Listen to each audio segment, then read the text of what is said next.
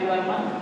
We are welcoming on the occasion of the Gandhi Jayanti. We would like to welcome our principal ma'am, Niharika Srivastava ma'am, vice principal, Ms. Anjana ma'am, and all the faculty members and my dear college mates. Before starting anything auspicious, we always invite.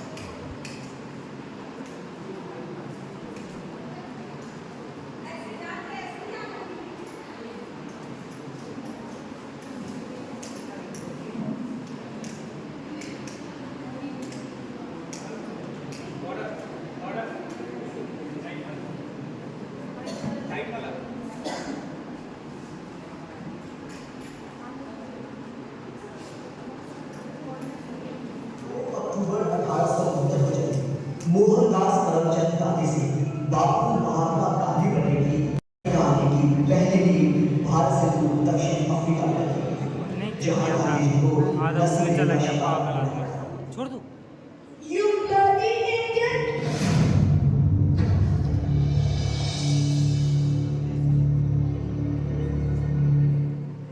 अंग्रेजों ने मुझ पर नहीं अपनी हुकूमत पर लात मारी है। मैं इसका जवाब दूंगा, मगर क्रोध और अन्याय से नहीं, बल्कि सच्चाई को अपनी ढाल और अहिंसा को अपनी तलवार बनाऊंगा।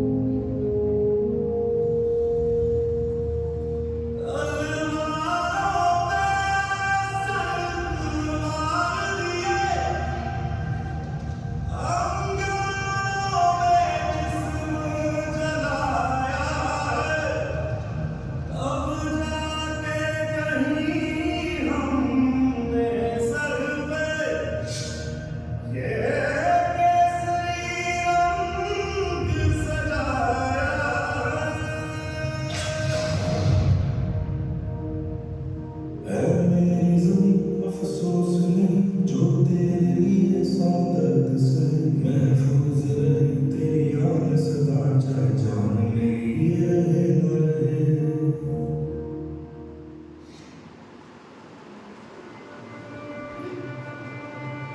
भारत आजाद हो चुका था, लेकिन किसको पता था कि इस आजादी के नायक को इस आजादी की कीमत अपनी जान देकर चुकानी होगी।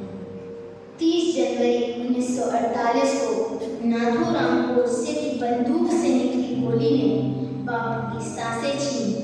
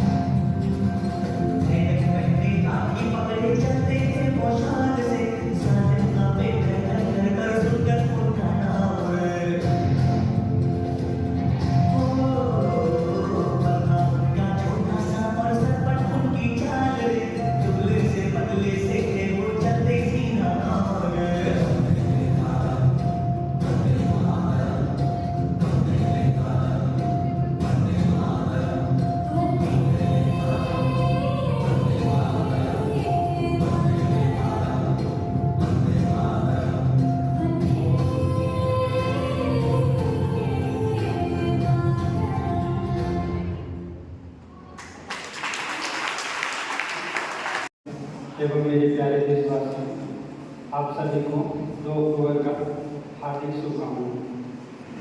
आज हम लोग गांधी जयंती सेलिब्रेट करने के लिए एकत्रित हुए हैं। हमें अपने जिंदगी में बहुत कुछ चाहिए, बहुत कुछ प्राप्त करना है। हमारे प्राणों की सबसे गहरी प्यास क्या है, कभी सोचा है आप लोगों ने?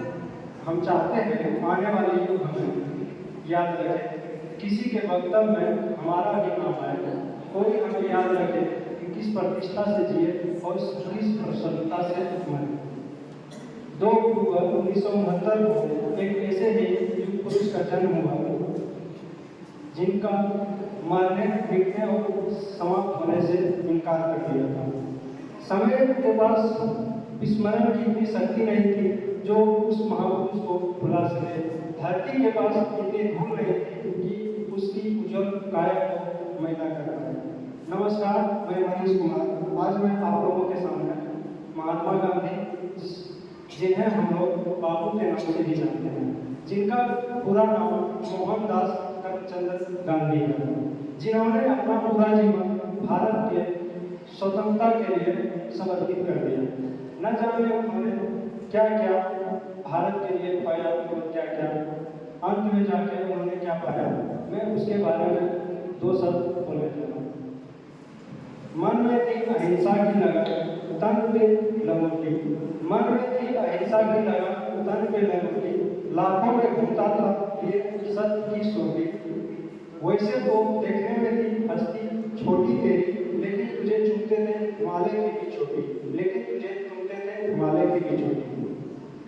सूट बूट वाले में कभी समझ नहीं पाए बापू की धोती और लंगोटी के भेद, समझ नहीं पाए कि इन्होंने भारतवर्ष के लिए कितना योगदान दिया। British prime minister Winston Churchill ने कभी बापू को हंसी उड़ाते हुए कहा था, नेक्ड स्कैन यानी नंगा फकीर, जिन्हें हम लोग हिंदी में बोलते हैं नंगा फकीर। बापू को उन्होंने नंगा फकीर से संबोधित किया था। एक जमाने में कोट और पैंट पहनने वाले बापू कैसे धोती में सिमट के रह गए, उसके बारे में थोड़ा चर्चा करने जा रहा हूँ। वह यूं कि एक नदी के तट पर एक स्त्री स्नान कर रही थी नदी में।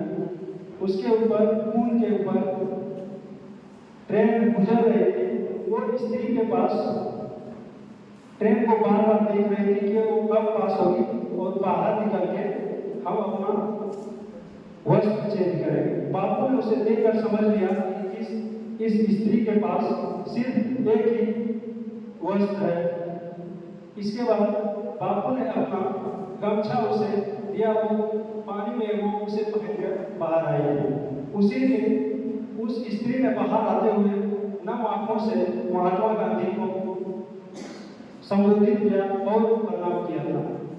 उसी दिन उसी क्षण महात्मा गांधी ने प्रतिज्ञा किया कि जिस भारतवर्ष में लाखों लोग सिर्फ एक वस्त्र से अपना गुजारा कर रहे हैं, मैं उस भारतवर्ष में कैसे पूरी वस्त्र पहन सकता हूँ। उसी दिन से महात्मा गांधी ने सिर्फ एक ही वस्त्र अपनी पूरी जिंदगी में काट दी। बापू अपनी खुशी में सिर्फ एक लंगोटी में सिमट कर रह गए और उस पर हंसने वाले चर्चित वो कहा जानते थे कि उन्हीं के ब्रिटेन में, उन्हीं के पार्लियामेंट स्क्वायर में उसके सूट बूट वाले स्टैचू के बगल में नंगा भगत अपना धोती लिए पहने खड़ा मिलेगा और पूरी दुनिया उसको सलाम करेगी। बापू आज हम लोग बात बात में युवा क्या करते, बापू को गाली दे देते हैं कि उन्होंने चंद्रशेखर आजाद या फिर भगत सिंह को फांसी उन्होंने ही दिलाया था, लेकिन बाकायदे में नहीं आकर उसके बारे में कुछ अच्छे से जान बूझकर उसके बारे में बोलना चाहिए। हमारे बापू, इसीलिए रविन्द्रनाथ टैगोर ने बापू का दर्जा दिया था। उन्हें भारत के राष्ट्रपिता के नाम से भी जानते हैं, जिन्होंने अपना पूरा जीवन भारत को अखंडता करने में, एकत्रित करने में और अंग्रेजों को भारत से खदेड़ने में बहुत अपना योगदान दिया। इतना ही कहकर मैं अपनी वाणी को विराम देता हूँ। जय हिंद, जय भारत।